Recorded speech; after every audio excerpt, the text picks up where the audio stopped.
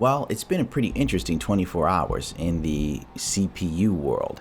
Let's see. AMD's EPYC is pretty much on the way. Intel resorts to dirty marketing during their Skylake SP Xeon launch. So it's a sad sort of state of affairs. This is definitely a move to make when you're afraid of the competition. Well, this is the first year when the data center market has had any real competition for almost a decade, with Intel's market dominance being challenged by AMD's new Zen architecture. Intel's not taking the competition sitting down with Skylake SP, being Intel's most competitive and powerful data center line of CPUs to date, though that has not stopped the company from taking a dig at AMD whatsoever whenever they can. Looking through Intel's side deck, it becomes painfully apparent that Intel is taking every opportunity to badmouth AMD's new Naples architecture whenever they can, rather than taking the time to explain the true advantages of their architecture. Why do that when you can mudsling? It's just like politics now. I mean, Trump would get in, someone would ask Trump a question, and he'd go, Hillary Clinton is a shill. And everybody's like, yeah, fuck Hillary. But this time, it's not working, Intel.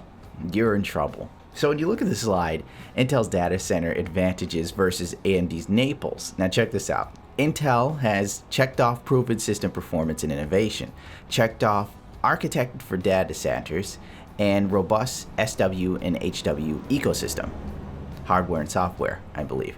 Then they show the AMD repurposed desktop product for servers, inconsistent performance from 4 glued together desktop dies.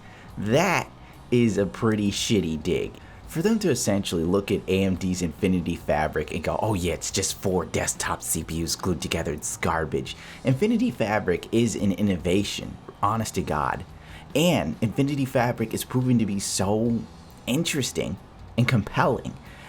And it has obviously done amazing things for Ryzen. It's doing amazing things for Threadripper. It's going to do amazing things for Naval, whatever the hell the new graphics card that's going to be after Vega is going to be called, because I can't remember it right now off the top of my head reading all this shit. So much so that if you remember, like a day or two ago, I was talking about how NVIDIA is even implementing the same idea as fucking AMD into the future Volta GPUs to circumvent Moore's Law, on which we've already talked about before, but there's going to be diminishing returns in the sense of you just can't keep jamming transistors on graphics cards, which is what NVIDIA's been doing. Now we're kind of reaching a point where we're getting to the pinnacle of it. Some speculate 2017, you can't do it anymore. Others are saying we've got at least another decade or two before graphics cards will reach the point of where there's like, we can't go any further unless we come up with a new architecture. And it looks like Infinity Fabric is going to be the way around these issues. But according to Intel, Infinity Fabric is just glue. So suck a dick, you faggot. So to start off, Intel calls AMD's latest Naples CPU glued together desktop parts that offer inconsistent performance. Moreover, Intel also says that AMD has poor track record and an inconsistent supplier. Yes, the Intel die, I could go on verbatim for this whole sort of thing. Intel does have a point with some data center people that I have heard from and read their replies on this sort of stuff, saying that like they regretted AMD in the past because there was inconsistency in the hardware. For some reason, I don't know.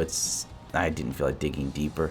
Altogether, that is the past, and it will kind of besmirch their reputation in the server market. But this is a new architecture, and there could be room for people to give it a shot, you know, and that might just happen. The price alone is already kicking Intel in the ball, so obviously they're worried with everything going on here.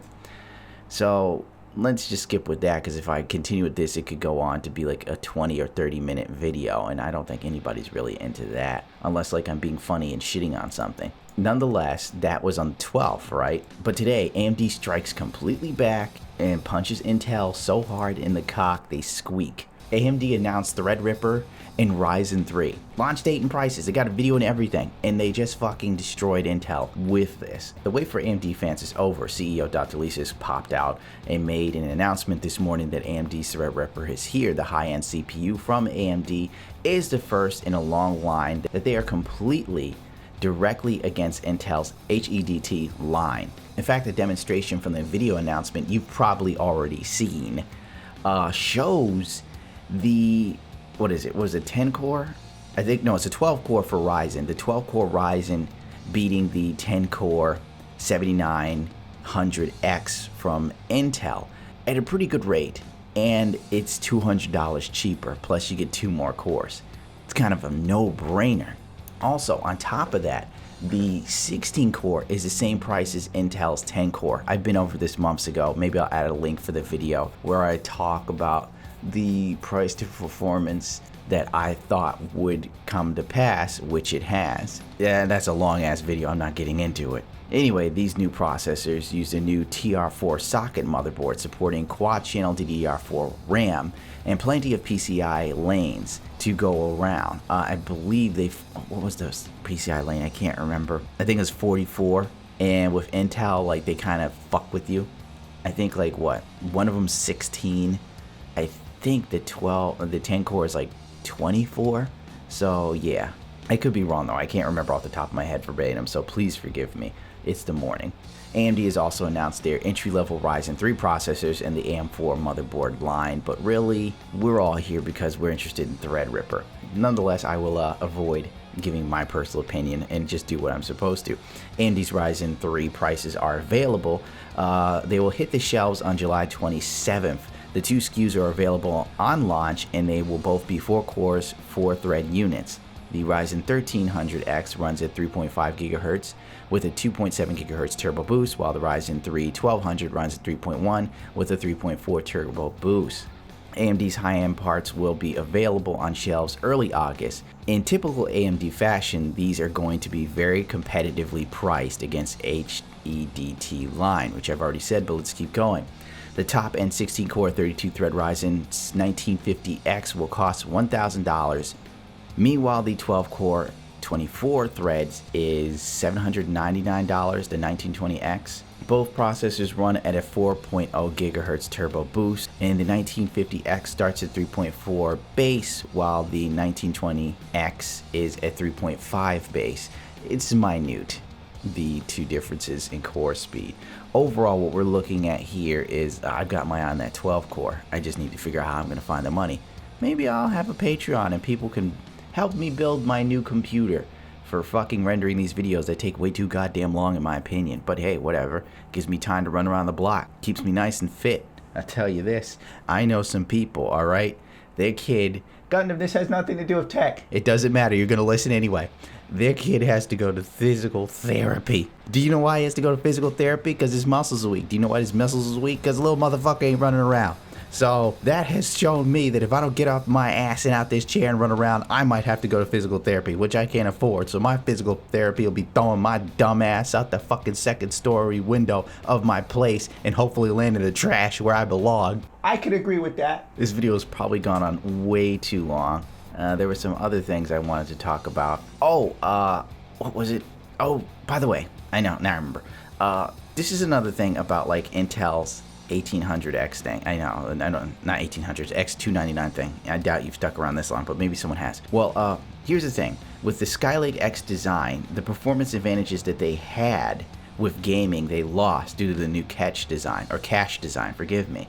So it's even more of a reason to buy Ryzen, because the one thing Intel had over Ryzen was the gaming. And now with the X299 platform, gaming advantages are fucking gone. So there's no reason to bother with Intel unless you positively have to have Intel. And if that's the case, you know, then fucking go ahead. You know, if you love something that much, do it. You know, I know some guys who won't ride anything but Pirelli tires in their motorcycle, etc. I know how it is. Some people are just brand loyal. Me personally, I believe my brand loyalty begins and ends with Chaz. Speaking of brand loyalty, I'd like to thank our sponsors, cashforgold.com.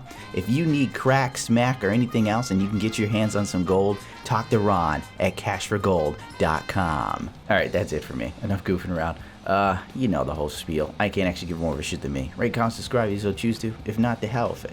You know, screw it. And remember, following me on social media makes me bigger for some reason, and then all these companies can't ignore me. They would be forced to possibly send me samples. Then I can review something. I can take my channel to that next level. I can almost be respectable. Imagine CPANG. Would you see Paul's Hardware, Bitwit? Wendell's cool with me actually, so I don't think he'd have any problem sitting next to me.